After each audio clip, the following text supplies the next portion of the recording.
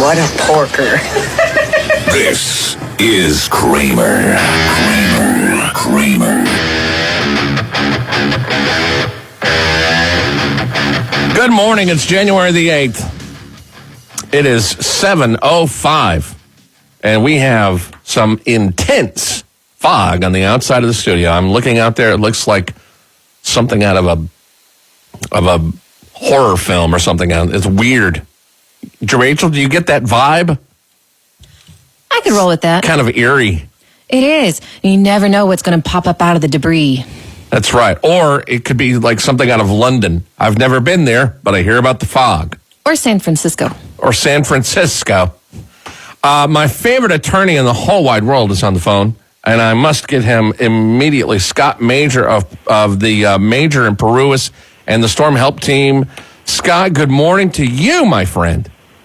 How you doing, pal? I'm good. How are you? Fantastic, my friend.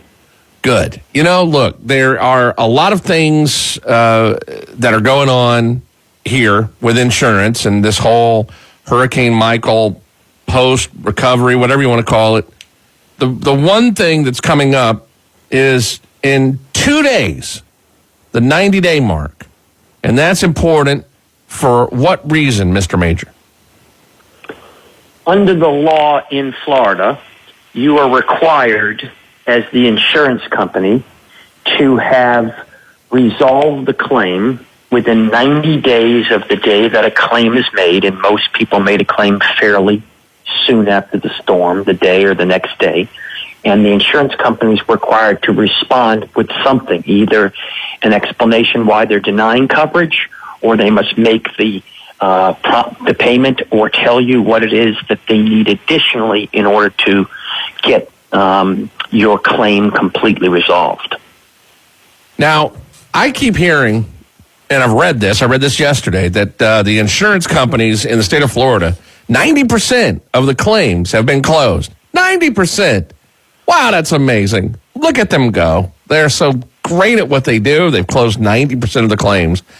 That not only bothers me, intrigues me. Comment? Well, there's no doubt, as you and I have spoke about, that the definition of closed in your and my mind and that of the insurance company is slightly different. You know, the idea that 9 out of 10 people are now calling you on the phone and saying, "Thank you, Kramer." You know, the insurance companies, you got it all wrong, Kramer. The insurance companies are really paying every one of our claims. And there's only one oddball out of 10 who isn't getting treated right. You know, stop having, radio shows with guys like Scott Major. I mean, it's insane. It's almost as though, the insurance companies are doing that. It's like when they had people on, putting information on the internet about don't hire a lawyer and you shouldn't use an adjuster and these kinds of things that were purportedly causing, problems with insurance companies. So all I can tell you is we both know that to be utterly false. However, the definition of closed is they look at your claim, they either make a payment or they deny payment, and they deny payment either because they don't have sufficient information from you and they've asked for it, or they deny payment because they claim that you have something excluded. Like I indicated before, the odds on you having a complete exclusion from payment are extremely low considering a Category 4, Category 5 storm coming through your place, unless you left all of your doors and windows opened, and punched a hole in your roof before the storm to aerate out the place. I can tell you that you probably have a claim, and it's just unfortunate that, people are now realizing that the insurance companies just aren't honoring the word that they said they would. In part, I must defend them in the sense that a lot of times they don't get all the information because many listeners have had an insurance adjuster, the desk level or field level adjuster come out to the site and they say they're going to get back to you, and they either haven't gotten back to you or they've asked you for some more information and you didn't pay attention to what that little letter said about additional information. So you need to make sure that you are thorough in your claim and that you get the right professionals involved to help you. So my definition, or at least, I'm thinking that before an insurance company can close a claim, just because the insurance company sent you a check for, $1,000, and then they can just go, hey, we're done. We sent them a check for, 0.3% of what they really are owed, but we sent them a check, so it's closed. That, to me, I would assume, this is, silly of me to say, but I would think that in order to close the claim, both parties have to agree that everything is buttoned up, and then you move on down the road. That part, fine, I get it. But boy, are people? Here's a question: are people assuming that once the insurance company says it's closed, we sent you the check, that's it? Are you getting a lot of people that assume that at that point, well, hey, they sent me a check, that's it, that's the end of the story, I'm not going to complain or say anything else? A lot of people are getting checks that don't correlate to a specific damage, or they're not getting checks with an accompanying letter explaining what the damages are, or the insurance company is sending a check and nobody is following up to say, well, that doesn't cover all my damages, I need more. And, some people are relying on adjusters and other people to just hopefully, pursue their claim, whether they're doing that or not. But I'll tell you that the insurance company is not, as you saw by the article, the insurance company certainly is not eager to pay, and you need to take the steps to make sure you have a documented estimate, that you have fully evaluated all of your damages, and that you've documented that to the insurance company with multiple letters. You and I have talked about this for weeks, for months actually, and it's just hard sometimes for listeners to grapple with it because they just assume that the insurance company, hey, they had an adjuster out here, I'm just waiting on the check. Or, hey, I hired a public adjuster, and he said or she said they're working on it. You just have to, the biggest purchase in your whole life is your home. You need to take care and make sure that you get every dollar you deserve under the insurance policy you paid for. To contact Scott Major, 844-800-LAWS, 844-800-LAWS, and you can go to stormhelpteam.org, to stormhelpteam.org. He has been really proactive. They've had seminars where you go out and you sit in front of, one of the members of the team, and you look them in the eye and you give them pictures, and, he will try. You often say, look, if you want me to come and speak, I'll come and speak. If you want me to come to your church, your business, or organization, whatever, I will come. I think that's something you should tell people again, because you mean that, and you really are in the community trying to help people. Absolutely. We have an office up there. We have multiple lawyers, that are on the ground there, that are living there. The reality is that you all need to be educated. You need to learn everything that you can learn, and this is a very complex area. And I've offered to come to any organization, to the chambers of commerce of every city in Bay County or Gadsden or Calhoun or any of the other counties. I've offered to come to businesses, to churches, to your neighborhoods. We need to band together. This is the way you win and get all the money you deserve, by going and doing that. Why shouldn't you get what you contracted to get? I mean, that's what you paid for. It's a catastrophic event. It's so very important. And I'll tell you, there are so many rules you and I have talked about. I mean, there's another rule we haven't even discussed called the 120 or 180-day rule, which is yet another rule that says that if you don't begin repairs, depending on your insurance policy, within the 120 days or 180 days, the insurance company doesn't have to pay you any more than actual cash value. That is the fair market value, the depreciated value. They don't even have to pay you all that they owe.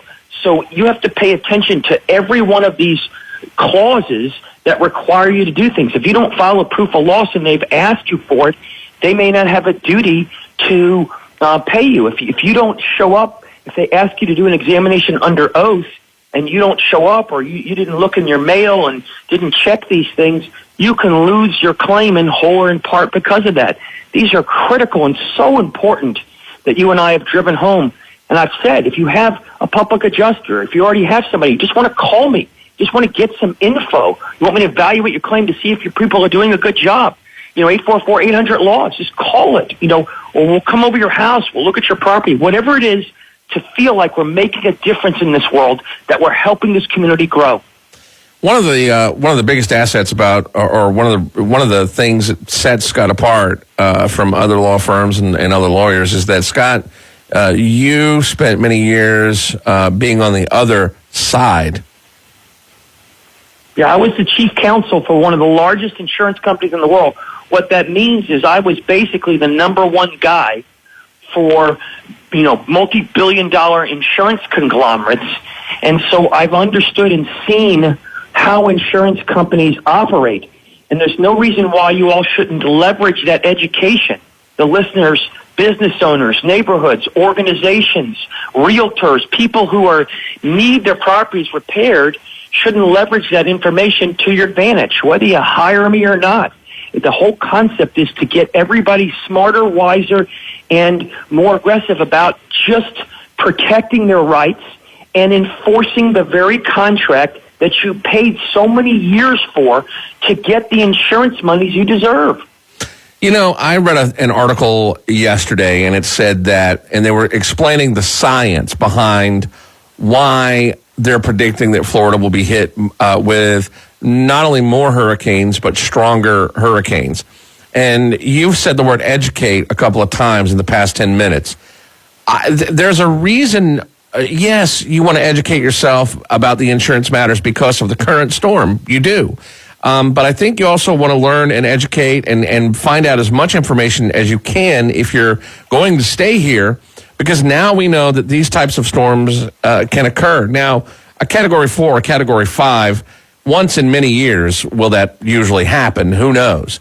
But if we have another storm and there is damage, I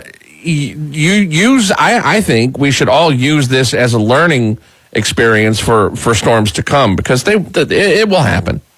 No doubt. And let me tell you something even more significant about what you just said. And that is that if you don't fix every kind of damage that is potentially on your property now, and 3 months from now, we have a horrible rainstorm where 6 inches of rain come in and 50-mile-an-hour winds come in, or we have another major storm, you can bet your bippy that these people are going to be saying, these insurance companies, oh, that was pre-existing damage. That had nothing to do with the storm. That was from the last storm.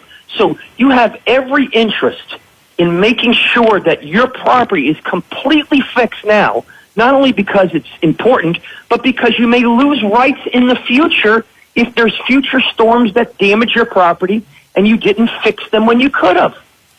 Yeah, that's the thing too. Is if you don't get all this stuff buttoned up, and it's just like the tarps on the roof, and not to over talk about the roofing, but if we have a rainstorm, it's just going to cause so many other problems. Which let me circle that back to this whole 90-day thing. They send you a check, and that's an initial payment for the roof or whatever. There are people that are going to have mold issues to come. There's no way possible that the insurance companies could have paid out 90% of it, because there are a lot of homes around here that will have mold that don't have it now, but eventually will. Everybody's got tarps on their roofs. Those tarps are going to go bad. People aren't able to get a contractor out in time, really, to do their work. So that's going to happen. Absolutely. And I'll tell you that if you all have been listening to the program, and you and I have talked about this repeatedly, if you're writing letters, correspondence with the insurance company and telling them, listen, every day you wait, company, I'm suffering more damages because there's rainstorms every week. Scott, let's talk about that. Let's talk about that coming up. And less every day. Ooh, you suck. More of the Kramer Show coming up next on NewsTalk at 101. I have some questions. Let's do it. This place just translates whatever you say into a language the other person can understand. I mean, generally, yes, but not quite sure. It's not a game. This is a serious situation. NewsTalk at 101. To have Scott Major of Major Paruas and the Storm Help Team on the show with me, 844-800-LAWS. That's his phone number, stormhelpteam.org. If you would like to hop on the air and take advantage of this hour and pick his brain about something, I mean, really, I got to tell you, he's brilliant. I mean, this guy, I will tell you, one of the interesting things somebody mentioned to me the other day, they said, does the attorney that you have on, does he have stats in front of him while he's talking? I was like, I don't think so. I think he just, he was Scott was in the insurance game, and now he switched over to this game. And I think he just knows the statutes and the numbers and everything. So you have a fan in somebody because you can remember the numbers of those statutes, Scott. Yeah, I've been living this stuff. And, you just, I don't have the information in front of me, and because you're constantly asking me questions, as are others, that I haven't been, previously told about, because we're trying to field the regular problems of the day. And it's just that I'm living this stuff. And as you well know, I care so deeply about really feeling like I'm making an impression, in this community and in the communities that surround Bay County. I really want to feel like, I'm not just some lawyer or some adjuster or somebody out there who's, coming in just to make a buck. I'm trying to really impact the community, and I'm really trying to make a difference. I want the listeners to feel like, hey, this guy's giving me great information. I can use it. I'm going to get money. I'm going to get what I deserve. Geez, I wasn't familiar that the insurance companies may not honor all their obligations, or I wasn't familiar with what I had to do as my obligations. And so, for me talking to you on air and after air, that I really want to feel like, I'm helping the community and making a positive and real difference in this county and in the surrounding counties. If you have a question, 850-233-9988, 850-233-9988. John, you're up with Scott Major. Go ahead. Hey, Kramer, how you doing this morning? Hey, pal, how are you? Pretty good. Here's a quick question. In some homes that I know of that are totaled, the lending institution got the check. In one case, I know the mortgage is very small, and the total amount is pretty big. And the lending institution is slow walking the payment to the homeowner, and they can't demo the house until they get the settlement. Now, so what my explanation for that is they're. Hello? Hold on a second. Did we lose him? I'm sorry. We lost John there at the last second. Yeah, let me see if I can respond to what I think is his question anyway while we're waiting to get him back. I can tell you that when you have a total loss, the insurance company has to pay the entire amount, whether you rebuild or not. If you have a small mortgage, then they can take the amount of money to satisfy the mortgage depending upon the specific language in your mortgage policy, because that's to protect the property, but you're entitled to the rest. A lot of times, mortgage companies will hold that money, either because they're gaining a benefit in the interest and the use of the money.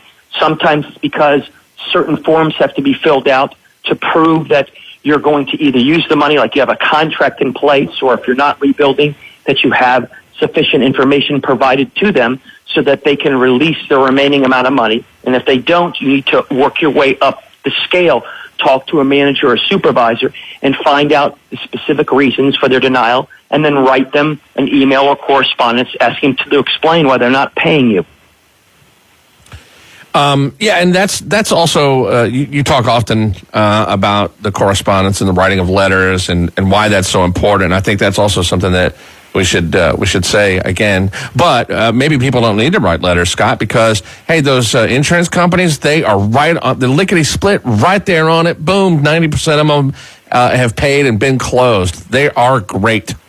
Yeah, 90% of the companies. I mean, you and I should be doing, a seminar on just how to purchase the insurance in the future, because everybody's been paid, and so we really don't have any need to tell people. It's just preposterous, and you see these thousands of problems out there, and everybody we talk to has the same set of problems, Kramer, that we had after Katrina and after Wilma and after, Irma and, after all of these storms that come through. And so it's so critical for people to take steps now. I would encourage groups of neighbors to get together and do these things. I would encourage organizations like churches and Kiwanis clubs and Rotary. You want me to come to your Rotary club and speak? Great. You want me to come to one of your organizations and educate a bunch of people? Great. You don't want to do that? You want me to put a video out there where you guys can post it and claim it's you? Great. I'll sanitize it. I'll take my name off it. Whatever you guys want that you think is going to help to educate people that they need to take steps now, because this is the most important thing they will do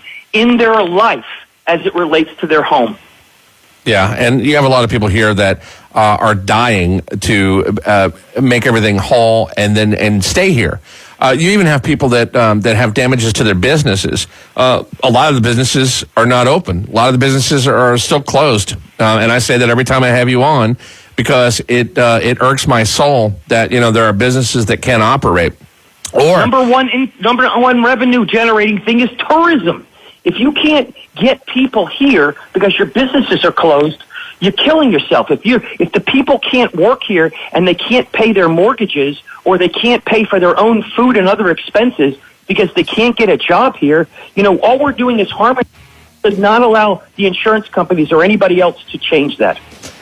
Scott Major, we got a loaded bank. We'll do some calls coming up. All right, everybody stand by. Sit tight. Be right back. The Kramer Show will be back in a sec on News Talk at 101. What are you stopping for? Do I make myself clear? Hey, I heard about the radio. I never heard of that. Back to the most listened to morning show in the Panhandle. This is the Kramer Show on News Talk at 101. 7:32. Scott Major on the phone, and and I'll be honest, I have a little bit of a man crush on Scott. He's a very, very smart attorney. And, what's not to love? Mr. Major, how are we doing this morning? We're doing great, pal. 844-800-LAWS. That's the number to get in touch with Major Paruas and the Storm Help Team. You can also go to stormhelpteam.org. Our phone number to get on the air, 850-233-9988, 850-233-9988. Let me ask you something, Kramer. From all the times that we've been talking, let me ask you 2 questions to give me some feedback. The first question. Oh God, is this a quiz? Yes. Okay. And then you'll be graded later. But the 2 questions, I'll ask them both, and you can answer them. The first question is: do you think that the information that we're giving out to the listeners over the past 10 weeks is helpful? Number 1, and number 2. What do you think, when you got your finger on the pulse, is some of the challenges that you're hearing from some of the listeners and other people about, their frustrations or their concerns about getting fully paid? Well, candidly, I've mentioned this on the show before. Scott was in the studio one time, and we get off the air and for a break, and he puts down his headphones, and he looks at me and he goes, Do you feel like I'm helping? And I thought that was an odd question, and I said, well, yeah. I really do. And he goes, Are you sure? And so that clued me in that I really did get the impression from your sincerity with that question that you really do want to help. Now, you're an attorney. It's a business and all of that, but I think before all of that comes the human element with you. So to answer your question, emphatically, yes. I absolutely believe that the information that you're giving out, I think sometimes you just have to hammer it. And I hope sometimes that you don't, we should probably have this conversation off the air, but I hope that you don't mind sometimes that I re-ask you questions that I've asked you before. And the reason that I do that is because I feel like the information needs to be out there. The second one, the biggest challenges in this area, you have residential homes that are heavily damaged, and you have people that are fighting with the insurance companies. Obviously, that's a huge challenge. I think more so from what I see and am hearing, I think the other challenge is the businesses. There are so many businesses here that are not even operating, not even on some level. And I hear from businesses that what they would love to do would be able to move some of the product up to the front and operate the business at 20% capacity, at least to have some of the employees to come back. That's a huge obstacle for this area right now. And what do you think is the reason why they are not seeking either legal or other types of help? Do they not know that it's available, or is it that they feel as though the insurance companies made promises to them? Because I'd love to figure out a way to get people over that hurdle and get your businesses running, because they drive the enthusiasm and the heartbeat of a particular city. I don't know. I wish I had the answer to that. I don't know the intricacies of people and the businesses along, versus their insurance companies. I don't know, and I think that's important to say. And then I'm sorry. Go ahead. No, go ahead, sir. I was going to say, and, I think from my experience of doing all these storms over these years, is most of the businesses, for example, they don't really know all their rights. They're not sure. They sometimes get adjusters, sometimes they don't, and they have either a resistance or a lack of knowledge about what a lawyer's able to do for them and how successful a lawyer can be, and that the pricing isn't any different, sometimes less expensive. I think that's one of the obstacles I faced, and once you educate people, they go, oh my God, I should have gotten one a lot sooner. I think the second thing is that, generally speaking, you have to think about what is most important to you as a business owner or as a homeowner, and that is getting your money to get your business back up and running. And you need to find every resource to enable you to do that. And there's nothing, you're not a failure if you can't handle it yourself. You're not somehow in need of waiting for the insurance company to respond. You need to go and get your money that you're entitled to under the contract, and that they should have backed an 18-wheeler up 10 weeks ago and given you. Let's do some phones. I always love when you say that, because the visual is just phenomenal. I would love to. Right. I would love to have an 18-wheeler back up into my home and just drop a big load of cash off. That'd be neat. 85. It's very easy. Right. Right. But I know the pallet is one way, but I just want them to have a bunch of cash in there, and then they have a fan in the back, and it just blows out all into my yard. Let's go to Emily. You're up with Scott Major. Hi, Emily. Hi, good morning. How are you today? I'm good, thank you. I have a house that is over 50 years old, so depreciation is an issue. I have a surplus lines insurance company. They have sent me a settlement. I have not cashed the big check because I'm researching.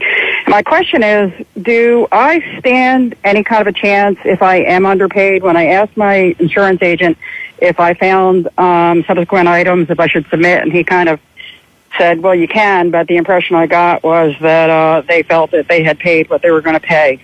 I've spoken with several attorneys that have advertised, and I've pretty much been told, sounds like you're doing everything you can. Good luck. Let us know if we can help you with anything else. So that kind of creates in me the impression that I don't stand much of a chance with a surplus lines carrier.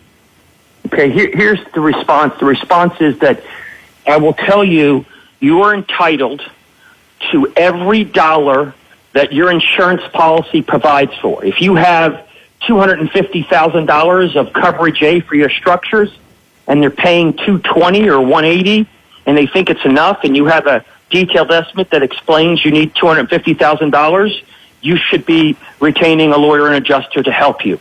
If you're unsure about whether you're entitled to get more money, then hopefully one of these law firms you contacted actually looked at your policy and looked at your facts instead of just listening to you on the phone and said, hey, here's what your options are, because whether you have $4,000 owed or $400,000 owed, I'll take your case, because if I'm successful in recovering, if I have to litigate the case, I can get my money from the insurance company. But for you, the most important thing, and for everybody who's out there, don't assume that because they paid a lot of money, that's enough money, unless you don't have documentation to support your claim. So if you have documentation to support whatever the amount of damages is, and it isn't equal to the check that they've made, you write them, dear insurance company, thank you so much for the check for $162,108.08. Unfortunately, I have $214,000. Please write me a letter or email me within the next 3 days explaining when you're going to be paying me the remaining amount of money, or explaining why it is that you're not going to be paying, and describing in detail the line item problems you have with documentation, citations to authority. Love and kisses you. And if you do that, you're going to find out exactly what the basis of their payment is and what specific items aren't paid. And then it's easier for an adjuster or lawyer or anybody to surgically home in on whether or not you should be pursuing them more aggressively or not. Does that make sense? It does. Well, should I hold the check or should I deposit the check? I was under the impression that if I deposited the check, that constituted a settlement for the items that were identified.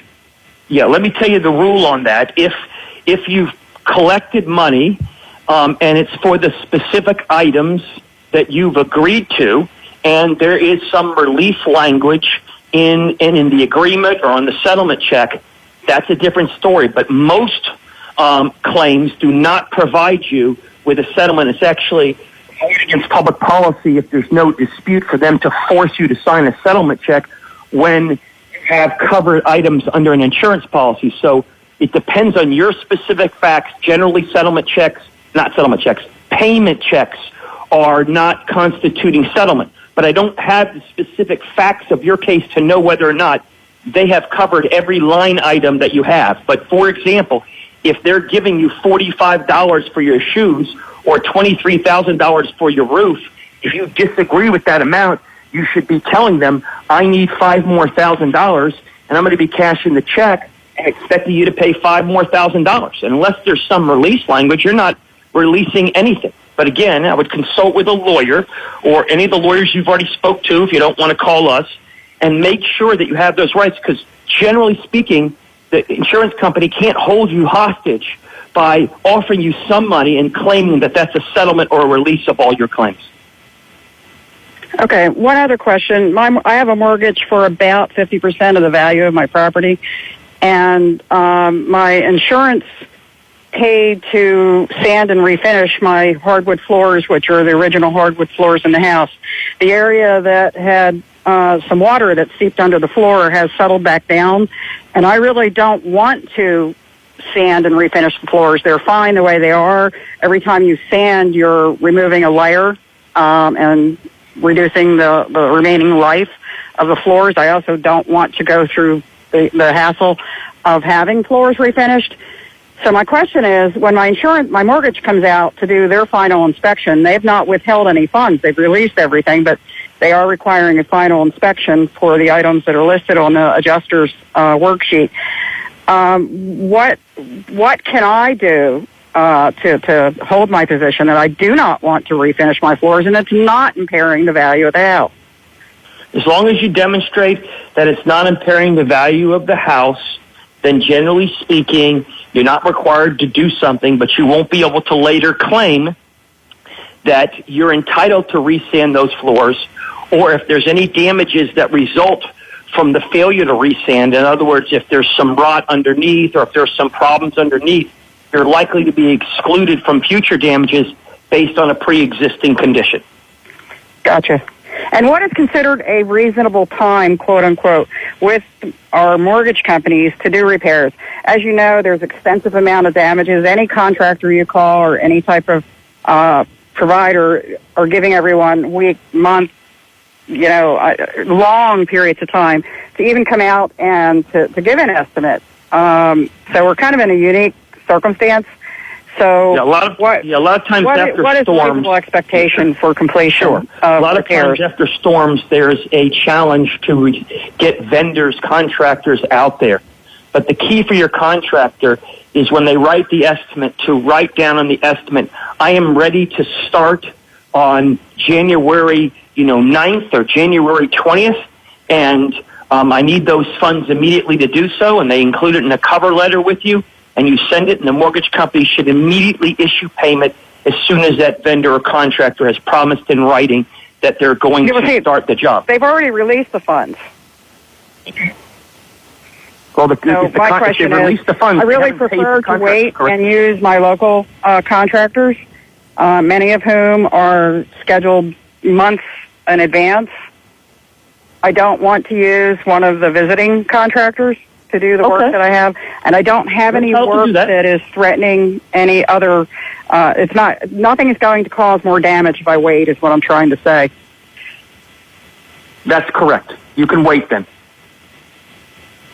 Okay, so a reasonable time is when the contractors are available. Obviously, it's not 3 years, but if it were 3 months, 4 months, that would still be considered a reasonable time.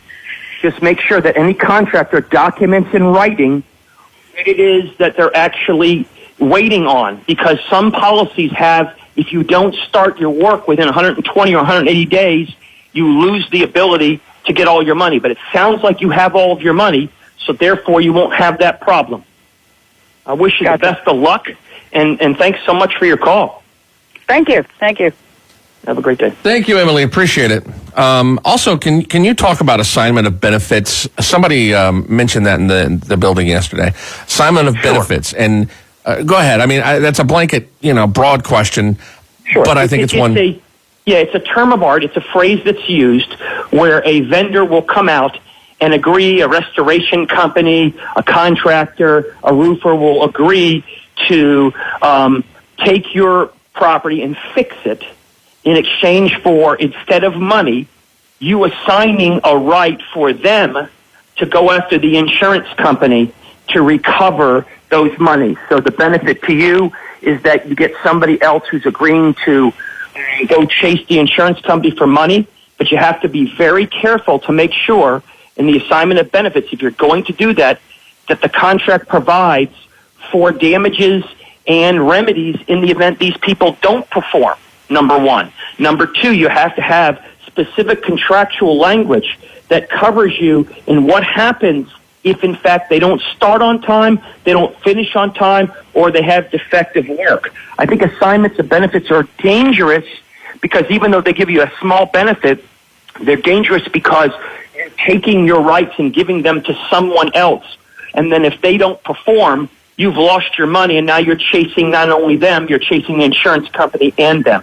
And the insurance company has the right to pay those proceeds to the assignee and therefore creating problems. So I recommend everybody, when you can, have a contract with your vendor that says you're going to get paid, okay, but you need to complete the work, but we'll work with the insurance company to make sure you get timely and properly paid. And most vendors will work with you on that. The assignment of benefits has become a big rage now because it's a way for people to take over your rights, vendors and contractors, and they view it as a solution, but sometimes it creates additional problems. So I'd caution people, if they're going to use the assignment, make sure it has specific language protecting you against their failures. And at the same time, if you can do it on your own, which if you can just get the money and then pay the vendor as they go, that's always a better way. Or you can even agree with the insurance company to pay the vendor directly without having an assignment of benefits as they complete work. What about a limited assignment of benefits? Are you a fan of that at all? Is that a little more palpable for you? Well, it depends on the vendor. The answer is, if I were a homeowner or a business owner, I would rather control all the money and then tell the vendor, hey, I'm happy to work with you, and we'll get with the insurance company, and they'll promise to pay you. And if you want to put an estimate together, I'm telling you from experience of doing this for decades that the insurance companies will say, we'll pay that estimate as they complete A, B, and C work, or we'll pay you, and then you can pay them as you go. I think it's better to control it, but if you feel like you're in prison and you have no other option and you have to sign some sort of partial or full assignment of benefits as to their work, then what I suggest you do is make sure that in that contract it provides, if you don't perform the work, you have $100 a day of damages, or you have to pay me double back, or whatever it is to make a motivator for those vendors who you probably don't know to not either take the money and leave or perform shoddy work or delay the work for such a lengthy period of time because all they're doing is collecting monies from the insurance company. Insurance company doesn't have any further obligation to you and create problems for yourself that you don't need. Okay, Make sense? got it. We're talking to Scott Major of Major Paruas and the Storm Help Team. A couple of more minutes for some phones, so hop on and take advantage. 850-233-9988. 850-233-9988. More to come. Stand by. You think it, he says it. More Kramer Show, next on News Talk 101. It's the Kramer Show. It's News Talk at 101, 7:53. We've been spending almost an hour with Scott Major of Major Paruas and the Storm Help Team. Scott's been handling these insurance claims and doing all these cases for over 30 years, 3 decades of experience. And by the way, the initial consultation with him is free. I don't mean to sound like an ad, but I think that that's hugely important. Set it up. 844-800-LAWS. 844-800-LAWS.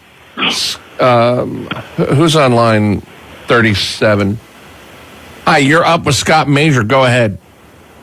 Hey, Scott, can you hear me? I sure can. How you doing today? Hey, Scott. I'm doing great. I've got a question concerning my insurance claim.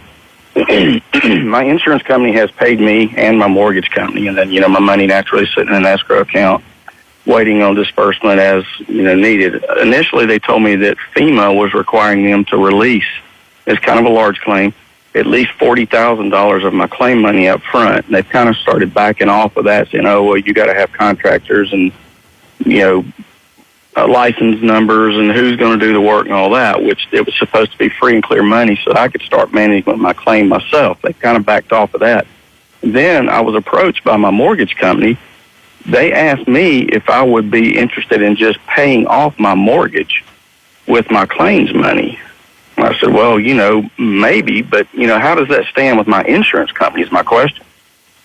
Sure. So depending on the type of payment that is made, generally speaking, the insurance company is paying pursuant to a contract.